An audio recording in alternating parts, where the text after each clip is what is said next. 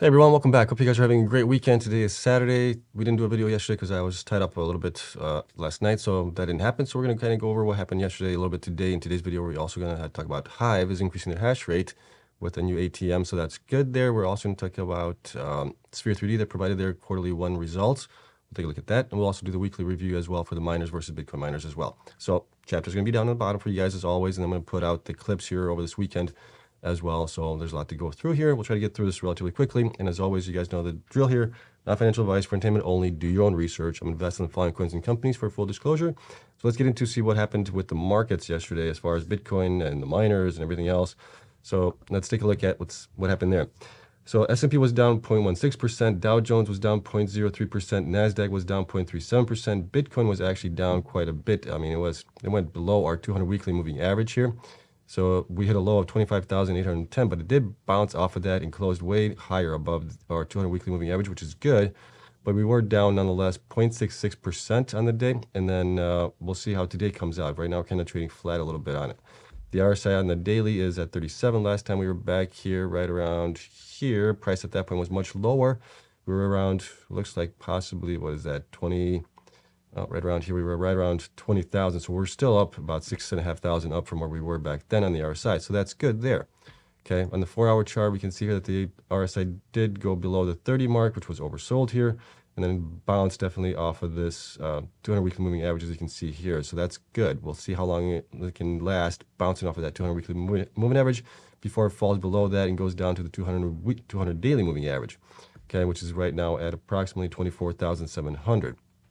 Looking at the 1-hour chart also, we can see here, let's get rid of these so we can get a little bit better view of it, of what's going on. RSI right now is at 57. Last time it was back here, roughly right around, it's about a little bit higher in price right now than it was back then. And we'll have to see if we get a reversal pattern happening here. But right now, really no direction as far as which way we want to go on Bitcoin on the 1-hour chart at least. Okay, Ethereum was also down yesterday. It was down, go back to the daily. It was actually, oh, it actually was up. I thought it was down yesterday. It was up 0.73% yesterday to a close of 1,808. That's pretty good there. The RSI is looking pretty good also at 42. Last time we were back here, price was actually lower or higher at that point. So it's not looking too good on Ethereum at least. If we look at the 4-hour chart, we can see that the RSI is now at 45. Last time it was right around here. Price was actually higher on that one as well. So we'll see if we get a reversal on this one before we go any further, okay? Now, as far as the miners are concerned, Annie was down to yesterday, was down 3.68% to 39 cents. Argo was down 8.33% to $1.32. Bit Digital was down 2.94 to $1.98. Bitfarms was down 2.97% to 98 cents. Cypher was actually up 4.48% to $2.10. CleanSpark was also up 1.42% to $4.28. Cores was up 3.96% to 36 cents. DigiHost was down 6.83 to $1.50. DMG was down 4.05 to 19 cents. Greenidge was down 4.6% to 38 cents. Hive was down 1.71% to $2.87. Hut 8 was up actually 3.57% to $1.74. Iris Energy was up 6.03% to $3.69. Marathon was up 2.18% to $8.92. Mawson was down 1.68% to $2.93. Riot was down 0.93 to $10.61. Soluna was down 0.94% to 20 cents. Stronghold was down 5.5% to 78 cents. And TeraWolf was down 1.23% to $1.60. Okay, so those are all the miners. Let's take a look at what happened with the network hash rate here in the last couple of days. We'll get this refreshed. And on the 7-day average, it has peaked up to 346 million right now. And on the 1-day average, take a look at what's going on there. It went back down to 336 million. Okay, so still trading kind of sideways here a little bit on the network hash rate. We'll see how it goes going forward. Okay, let's take a look at the stories that we do have here. We'll get through this relatively quickly here. Don't have too many. So we got the one on Hive here. Hive Blockchain announces growth plan to 6 exahash, corporate updates, and establishments of an at-the-market equity program, ATM. This is good that they're actually growing. They're a little slow to do it, but nonetheless, they are doing it. So that's a good sign there. So Hive is pleased to announce its updated growth target to 6 exahash per second. Hive's near-term target is 4 exahash for calendar Q2 2023. Through the secured orders of 1.26 exahash of new generation Bitcoin mining ASICs to grow our targeted hash rate by 33%. And Hive's management team has been carefully evaluating ASIC purchase opportunities, deploying capital for orders that would allow for optimum cash flow return on invested capital, while also introducing more efficient machines to the global fleet. which is always good for them. They do have some older machines. And here's what we have. So over 1.26 exahash of new generation Bitcoin ASIC miners at very attractive terahash prices. They didn't provide the prices though. They're always kind of coy about these things a little bit here. Other miners provide, they're paying 23 terahashes per dollars per terahash or whatever it is. So they purchased 3,600 Bitmain S19 Pro Pluses. They purchased also 1,169 Bitmain S19 Pros and 1,100 Bitmain S19 XPs. Excuse me. So we got 439, 117 petahash, and 154 petahash, which is good. And then they launched a production of 5,000 BuzzMiner Plus units for a total of 550 to 650 petahash now launched. I think these are the ones that they already got in. I don't think that they purchased any more on that one. Okay, so we'll have to add those in eventually to their machines here. And here's the ATM financing to fast track growth strategy and build HODL position. I believe a couple months back they got rid of ATM program that they had. They only used up a portion of it, so they canceled that one. And now this is a new one for them as well. So the company is pleased to announce that it has entered into an equity distribution with Stifel GMP and Concord Genuity to establish an at-the-market offering of common shares in the capital of the company on the facilities of the TSX Venture Exchange, so not the NASDAQ. Okay, the company's estimates that with each additional 30 megawatts of infrastructure utilizing ASICs with an efficiency of 30 joules per terahash, it will be able to add 1 exahash of Bitcoin mining capacity at approximately a cost of $30 million. So if they wanted to grow another 3 exahash from there, that would be another 90 million, right? Therefore, with the right opportunities, proceeds from the ATM financing could potentially allow the company to add an additional 3 exahash to its operating footprint, including infrastructure and ASICs. This would represent approximately a 100% growth to the company's current ASIC operating capacity of 3.15 exahash to achieve its growth target of 6 exahash. And this is actually really good news, I think. Based on that they haven't been really growing that much, well, pretty much for last year. If we look at their petahash here, this is Hive right now. They peaked as far as petahash, but this was a combination of ASIC mining and GPU mining, which they were getting mining Ethereum, but getting paid in Bitcoin. So that in August it peaked at 3.7. Then GPU mining was no longer viable in September with Ethereum going to proof of stake. So that dropped down to 2.6. Then they also got rid of some machines here, it looks like, or their mining of GPUs also went down quite substantially through December to only being at 2 exahash. But they have grown since then, a little bit here each month, which was good to see with the buzz miners being installed here in January and things like that. So that has kind of helped them out with that.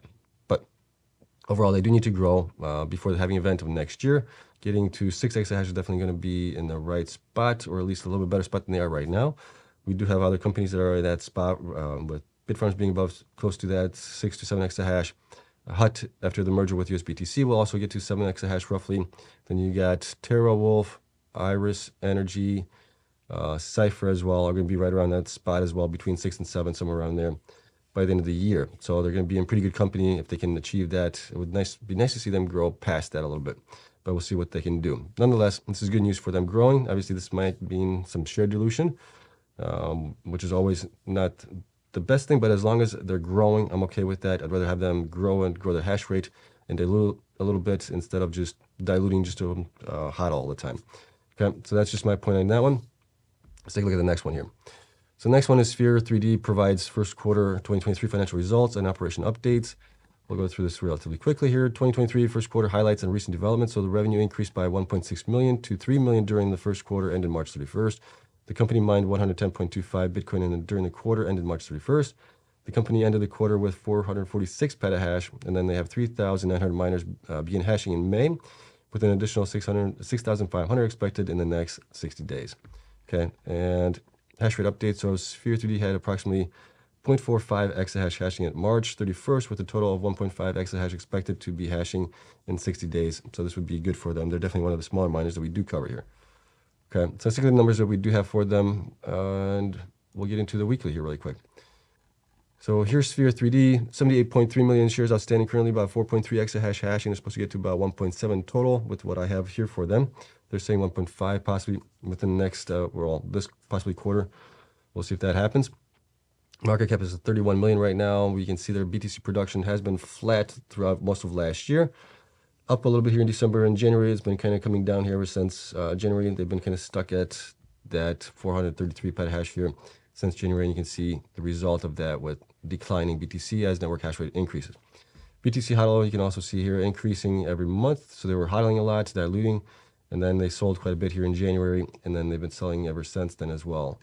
Okay, hash rate revenue. Let's take a look at the revenue here. So last 4 quarters revenue, this was Q1 was 1.2 million, Q3 was 0.78, Q4 was way down to 698,000, and then Q1 with the additional miners being installed, they're up to 2.5 million for self-mining. And then 4-quarter operating costs, you can see that also was coming down here, but definitely spiked in Q1 as more miners got installed. Okay, cost to mine 1 BTC also was down to 10.1 thousand in Q4. Now it's jumped up to 17.82. And then you can also see there Bitcoin mined quarterly was kind of flat here in the first 3 quarters. And then we had a nice spike here in Q1 as well. So that's good there. Their debt to equity, lower is better, obviously. That has increased. They're still pretty low at 0.35, so that's not too bad. Current ratio is still isn't bad. They're above 1, so that's good. They're at 1.23, so that's fine there. Total current assets has come way down here to 6.3 million. And total current liabilities is at 5.14 million. So not too bad, kind of where it's been, kind of averages out to be about 5.5 or 4.5 million or so, somewhere around there for the last 4 quarters. Now looking at the numbers down here, let's go through this relatively quickly. We're not going to get into too much detail on them. Cash and cash equivalents was up actually to 2.7, so that's good there. Total current assets did come down to 6.3 from 10.2. That's expected because they're growing. They're trying to get things installed. Total assets was at 74.9 million from 83 million. And total current liabilities went down to 5.1 compared to 6.2, so that's good there. And what else do we have here? Total liabilities is at 10.6 from 11.9, so that's also good there. And let me see here. Total liabilities and stockholder equity is at 74.9 from 83. Total revenue, like we saw here in Q1, 2.5 million. Q4 was 698,000, so that's a good increase there. So that's good there. Expenses also definitely increased here because now they're having to pay more electricity and things like that. That's fine. And let's see here. Gross profit minus depreciation was at actually 22.15%. We had 42% here, and that's not accounting for everything in there. Loss from operations was down to 3.7 million from they reported almost 116 million loss in Q4. So that's actually a really good improvement here. It's better than it was in the prior quarters as well. So that's good there. Let me see here. Other income, there was not much. Loss before income taxes was negative 3.4. Net loss was negative 3.5. So that's definitely better here. And they lost 5 cents per share, which is definitely an improvement from where they were the last 4 quarters. So that's good there. So they are trying to do the right things here based on where they are right now. And let me see here. Oh, I came in at, based on my estimates here, I was off by 0.1%, negative 1%. So I was a little bit lower than what they actually reported as far as generating in revenue. So that's really good. I want to be within 2.5%, either up or down. We're really close on that. So I'm happy with that result there. And updated the numbers here for them. I have them currently at a PE of 10, possibly at 44 cents. They're right around, what are they now? Like right around 40 cents, I think. So they're pretty well valued for where they are right now, I think. Obviously, Bitcoin goes up in value and things like that. They actually get miners installed. They could go up in that, and then it will obviously reflect here as well. We'll see that going up. But right now, I have them at 44 cents to 66 cents. So they're pretty fairly valued, maybe a little bit undervalued, just a little bit here. Not far away from where they should be, I think. So overall, I think we'll see how they continue going forward. They do have until, I think, July to get their stock price above $1 on the NASDAQ. Otherwise, they're going to possibly get delisted from it. So we'll see how that's going to play out for them as well. But yeah, they're definitely having to, they definitely have to get the miners installed as quickly as possible to get things up and running here. Okay. So that's it for Sphere. Let me know what you guys thought of them. And then let's take a look at the weekly here for the miners here. So as you guys know, on the weekly, we do this every week.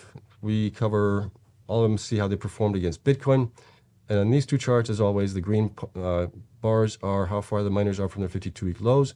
The red bars are how far they are from their 52-week highs. Okay. So Core is obviously number 1 here. It's up 780%, followed by Cypher up 449, DigiHost up 383, BitDigital up 273, Argo up 266, Iris is up 261, Riot up 226, TerraWolf 196, Marathon 186, Bitfarms 160, Mawson 157, CleanSpark 146, Hut 123, Hive 111, DMG 105. Bitcoin's only 71%, So all of these guys have done better than Bitcoin here from 52-week lows. And then Sphere is lagging at 70% here. And that's because they're having a hard time getting miners plugged in and getting them energized. It's taking them a long, long time there. And you can see how far everybody is from their 52-week highs as well. So those are looking pretty good here for so far. Most of these miners bottomed out right around at the end of December, early January, and then have gone up from there. So we've had nice increases in all of these guys here in the last 4 months, well, 4.5 months roughly. So not too bad. Hopefully this continues going forward. Okay, let's take a look at the weekly performance here on the miners. And we can see here that, let's see here, there we go. So we can see that Bitcoin came in at actually down 9.24% this week. So it had a pretty rough week. The following ones, miners did better. Riot was down only 8%. Sphere was down 7.9, almost 8% as well. Hive was down 7.4. Argo was down 7.0. Cypher was down 4.9. Core was down 3.2. Iris was down only 1%. Mawson was actually up 1.74%. And CleanSpark was up 1.9% on the week. So those guys did better. The ones that did worse were Hive was down negative 10%. DMG was down 10.4. TerraWolf was down 13. DigiHouse was down 13.2. Mawson was down 14.9. Bitfarms was down 15.5. BitDigital was down 16.1 as well. And let's take a look at the 4 weeks here really quick while we're at it. Do that sort descending. Go to 4 weeks. On the 4 weeks, we can see Bitcoin right now is only down 1.73%. The following have done better. Core is down 0.28%. Marathon's down 0.1%. Riot is actually up 0.86%. HUD is up 2.9%. TerraWolf is up 10.3%. CleanSpark is up 10.5%. And BitDigital is up 10.6%. And then the following companies have done worse, which are Bitfarms, DigiHost, Sphere, Iris, Cypher, Mawson, Argo, Hive, and DMG at the bottom here. Looking at the 8 weeks as well. If we sort that, go over here, we can see here that Bitcoin is actually down 2.5% from 8 weeks ago. Cypher is only down 1.8%. HUD is basically flat. DigiHost is up 2%. Bitfarms is up 6.7%. Sphere is up 12.9%. Marathon is up 14.2%. Core is up 18.7%. Riot is up 22.9%. Iris is up 25.9%. BitDigital is up 41.4%. CleanSpark is up 59.1%. TerraWolf is up 105%. So those have definitely done a lot better than Bitcoin. And then we got Hive, Mawson, Argo, and DMG as performing worse than Bitcoin here in the 8 weeks. And then looking at the 12 weeks as well, we'll do that quickly here. Bitcoin is actually up 15.5% from 12 weeks ago. Core is up 21%. Iris is up 30%. Marathon is up 33.7%. Cypher up 39%. CleanSpark up 55.6%. BitDigital up 55.91%. Riot up 80%. And then TerraWolf is up 135%. So TerraWolf has been doing the best here and looks like the last couple of weeks, which is nice to see as well. And then when you look at the bars here, you can see here that we had pretty much, well, last week was a red week for the most part. 4 weeks ago, we're kind of mixed here a little bit more. About a third are in the green, 3/4 are in the red. And then prior to that, we were pretty well, like 80% of the time, miners were in the green. And you can see it over here how that's been playing out here. So we've had 1 week in the red. The other week was a mixed week, some in the red, some in the green. Prior week was pretty good green. Then we had a pretty red week, green week, red week. And we've had 3 weeks in the green, 3 weeks in the red, a green week, and a red week. So we're bouncing up and down a little bit here. We'll see where Bitcoin goes this weekend, or it goes next week as well. Okay, so that is it. As always, as you guys know, the spreadsheets are going to be available to my Patreon members. Let me know what you guys think of all of these numbers here, and I'll also provide the YouTube members with the dashboard images as well for them. And yeah, we'll see what happens later on. Tomorrow we'll probably do a video on the performance for the miners as far as April production is concerned. We'll rank them all with my 7 metrics, 5 metrics, maybe add in a metric in there as well. We'll see. But we'll go over that tomorrow as far as which one was the best miner in April. Okay, so that's coming up as well. And like I said, the clips will be out later on today, probably tomorrow sometime as well. We got a bunch of clips that I got to get out as well. So that's it. Hope you guys have a great weekend. I'll see you guys in the next one. Until then, bye.